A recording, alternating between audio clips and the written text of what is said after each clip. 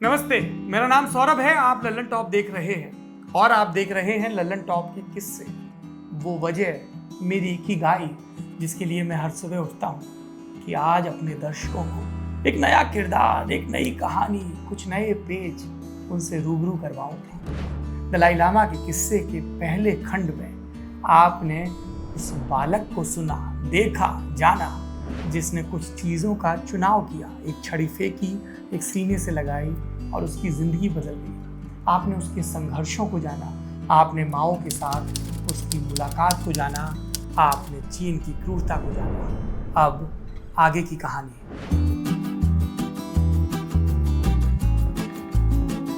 नवंबर 1956 बुद्ध के जन्म की 2500वीं सालगिरह। दलाई लामा इस बरस पहली बार भारत आए। यहाँ उन्हें अपार समर्थन मिला। वो जहां गए हजारों चाहने वालों की भीड़ ने स्वागत किया। कई बार तो लगा कि भीड़ एक झलक पाने के लिए उनकी गाड़ी ना उलट दे। इस समारोह में हिस्सा लेने चीनी प्रीमियर चाओ एन लाई भी आए थे। ब्रिटिश लेखक अलेक्जेंडर नॉर्मन, वो तिब्बत के इतिहास के बड़े जानकार हैं। उन्होंने 2019 में दलाई लामा की जीवनी लिखी, Dalai Lama an extraordinary life के नाम से। इसमें 1956 के भारत दौरे पर हुई एक रोचक घटना का जिक्र है, अपहरण का जिक्र है। दलाई लामा ट्रेन से नई दिल्ली पहुंचे। उन्हें अपने साथियों के साथ हैदराबाद हाउस में ठहरना था। जब वो ट्रेन से उतरे, भारत में चीन के राजदूत उनसे मिले। चीनी राजदूत बात करते करते उनको अपनी कार तक ले गए, कार में बिठाया और फिर कार का इंजन सीधा चीन के दूतावास के भीतर जाकर बंद हुआ। भारत सरकार ने दलाई लामा और उनके साथियों को लाने के लिए सरकारी गाड़ियां भेजी थी। जब सारी कारें हैदराबाद हाउस में इकट्ठी हुई और वहां दलाई लामा नहीं दिखे तो हंगामा मच गया। फिर देश विदेश के कई खास दफ्तरों के फोन बजे और पता चला दलाई लामा को चीन के दूतावास में रखा गया। वहां चीनी प्रीमियर चाओ एन लाई ने धमकी दी, भारत से संबंध रखोगे तो कुछ भी हासिल नहीं होगा। लेकिन भारत सरकार का कुछ दबाव था, दलाई लामा को दूतावास से छोड़ा गया। अलेक्जेंडर नॉर्मन लंबे समय तक दलाई लामा के साथ रहे। इस दौरे पर उनके जो ब्यौरे थे वो खुद दलाई लामा ने बताए लेखक को। क्या बताया? दलाई लामा प्रधानमंत्री पंडित जवाहरलाल नेहरू से मिले, चर्चा हुई। तिब्बत के मसले पर नेहरू ने कोई वादा करने से इनकार किया। 1954 में भारत ने चीन के साथ एक समझौता किया था जिसकी आड़ में ये इनकार हुआ। ये समझौता क्या था? पंचशील सिद्धांत। इसमें एक शर्त यह थी कि भारत और चीन एक दूसरे के आंतरिक मामलों में दखल नहीं देंगे। दलाई लामा 11 हफ्ते भारत रहे, लेकिन कोई वजनदार राजनीतिक आश्वासन सत्ता तंत्र से उन्हें नहीं मिला। और तब तक तिब्बत की स्थिति और खराब हो चुकी थी। चीनी सेना का दमन बढ़ गया था। उनकी प्रशासनिक और सैन्य इकाई राजधानी के दायरे से बाहर हो चुकी थी। मई 1958 से फरवरी 1959 तक एक और चीज हुई, दलाई लामा की परीक्षा। 45 विद्वानों की टीम से उनका शास्त्रार्थ हुआ। दलाई लामा ने सबसे अच्छे ग्रेड से परीक्षाएं पास की। उन्हें गेशे लहारंपा की डिग्री मिली। औपचारिक शिक्षा पूरी हो गई। लेकिन अब बारी थी निर्वासन की। 10 मार्च 1959 का दिन, लासा का नोरबुलिंग का पैलेस। इस दिन पैलेस के बाहर लोगों की भीड़ जमा होने लगी। इकाई, दहाई, सैकड़ा भीड़ हजारों में पहुंच गई। स्थानीय लोग यहाँ क्यों जुटे थे? वो दलाई लामा से एक आश्वासन मांग रहे थे, एक वाक्य सुनना चाहते थे। क्या? ये कि दलाई लामा चाइनीज आर्मी के कैंप में नहीं जाएंगे। क्यों जाना था उनको? दरअसल लहासा में चीनी आर्मी के कैंप में एक रंगारंग कार्यक्रम था। इसमें दलाई लामा को अकेले आने के लिए कहा गया। तिब्बत के नागरिकों को लगा कि चीन की फौज दलाई लामा की हत्या का प्लान बना रही है और इसलिए उन्हें अकेले बुला रही है। दलाई लामा नहीं रहते तो तिब्बत नेतृत्व विहीन हो जाता और चीन को अपनी निरंकुशता के लिए और भी सपाट रास्ता मिल जाता। दलाई लामा ने लोगों की बात सुनी और मानी। वो नहीं गए। अगले दिन से लहासा और पूरे तिब्बत में हिंसक विद्रोह शुरू हो गया। 15 मार्च को चीनी सेना उनके महल तक पहुंच गई। दलाई लामा के सलाहकारों ने उन्हें तिब्बत छोड़ने की सलाह दी। 17 मार्च 1959 की रात दलाई लामा चीनी सैनिक के भेष में महल छोड़कर निकल गए दक्षिण की दिशा में। अब उन्हें हिमालय के ज्ञात अज्ञात दर्रों और ब्रह्मपुत्रा की लहराती नदियों को पार करना था, अलग अलग ट्रिब्यूटरीज और मुख्य नदी। लेकिन एक और बड़ी बाधा थी, रेड आर्मी के सिपाहियों की बंदूकें जो उन्हें खोज रही थी। दलाई लामा का दल रात में सफर करता, अंधेरे में भी टॉर्च नहीं जलाते, दिन में किसी पहाड़ की कोहों में छिप जाते या किसी मठ में शरण लेते। जब तक दलाई लामा और उनका दल भारत नहीं पहुंचा, दुनिया सांस थामे इंतजार करती रही। उन्हें लगता किसी भी वक्त दलाई लामा और उनके साथियों की हत्या की खबर आती होगी। फिर 31 मार्च को खबर आई कि दलाई लामा अरुणाचल प्रदेश के तवांग के बौद्ध मठ में पहुंच गए हैं। दुनिया ने चैन की सांस ली। चीन ने कहा दलाई लामा ने धोखा दिया है। टाइम मैगजीन ने इस मंजर को कैसे कवर किया? 20 अप्रैल 1959 के अंक में दलाई लामा की तस्वीर छपी थी और लिखा था the escape that rock the Reds, एक पलायन जिसने चीन को भौचक्का कर दिया। उधर चीन में खबर फैली तो कोहराम मच गया। दलाई लामा के महल पर लगातार गोले दागे गए। फिर वहां माओ की एक आदमकद तस्वीर टांग दी गई। दलाई लामा का नाम लेने पर पाबंदी लगा दी गई। 15 साल से ज्यादा उम्र के लोगों को चीन की जेलों में ठूस दिया गया। बीबीसी की एक रिपोर्ट के मुताबिक जब विद्रोह शांत हुआ तब राजधानी ल्हासा की सड़कों पर लाशें पटी पड़ी थी। इन्हें जलाया गया और 12 घंटे तक ल्हासा के आसमान में आग की लपटें नजर आई। और भारत में क्या हो रहा था? नेहरू ने दलाई लामा को भारत में शरण देने की घोषणा कर दी थी।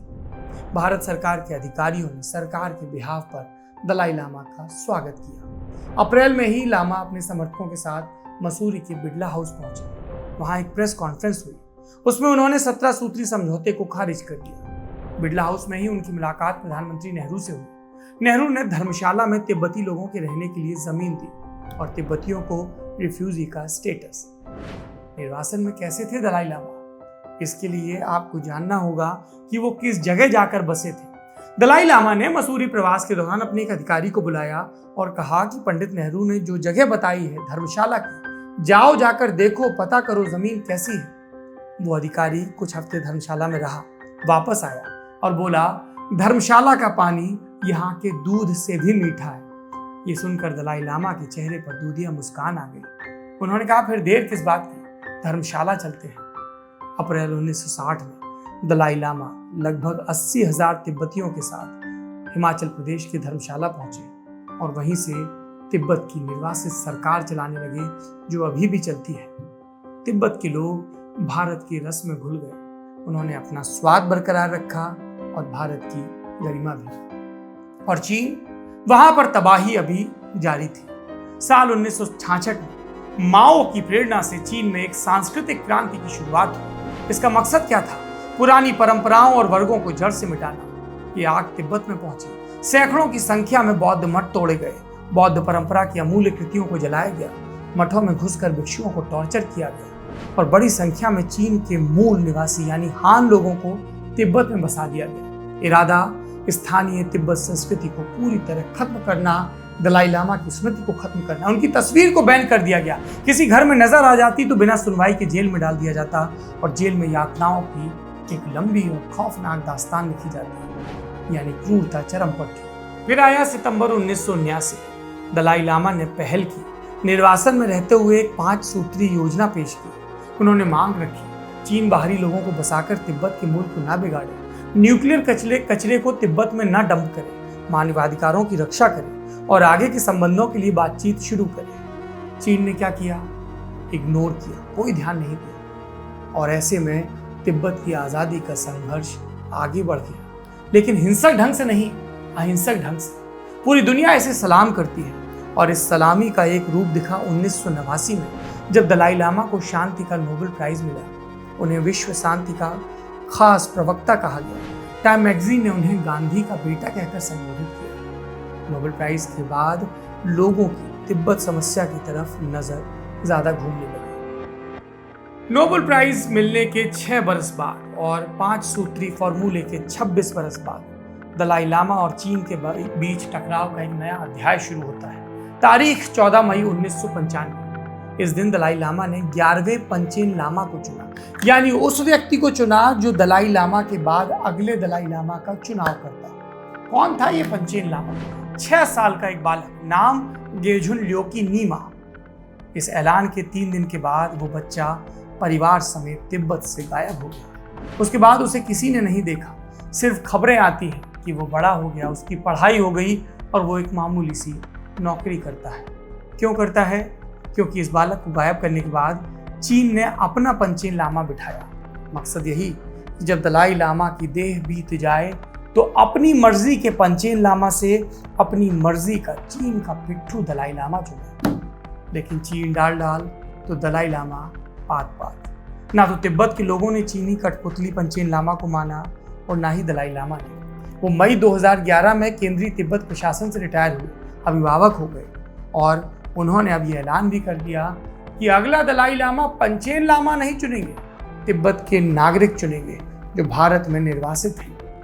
और चीन की जातियाँ वो लगातार चल रही हैं जिन पर दलाई लामा कहते हैं मैं उनसे नाराज़ नहीं हूँ, वो अपने कर्मों का फल भोगेंगे, मुझे उनसे सहानुभूति है।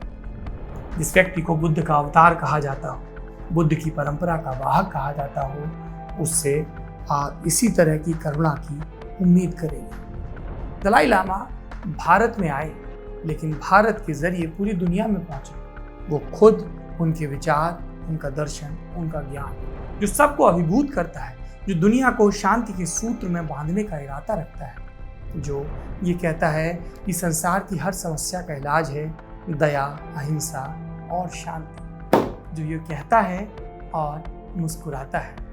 6 जुलाई 2020 को दलाई लामा 85 बरस के हो गए। इस उम्र में भी उनकी निश्चल हंसी प्राण फूंक देगी। अमूमन एंकर को ये ट्रेनिंग दी जाती है कि किसी व्यक्ति के बारे में बात करें तो निजी होने से बचें, ऑब्जेक्टिव रहें। लेकिन मेरी इच्छाओं में भी ये शामिल है कि मैं एक दफ़ा दलाई लामा के हाथों के बीच अपना हाथ दूं, प्रणाम की मुद्रा, और जब वो प्रणाम के लिए झुकते हैं तो थोड़ा सा उनका चश्मा भी झुकता है, थोड़ी सी उनकी नज़र झुकती है और उस झुकती नज़र से जो थोड़ी सी शरारत वाली हंसी रिश्ती है, उसे देखकर लगता है कि जो कुछ भी है वो आत्मानुभूति और सहानुभूति के दम पर है।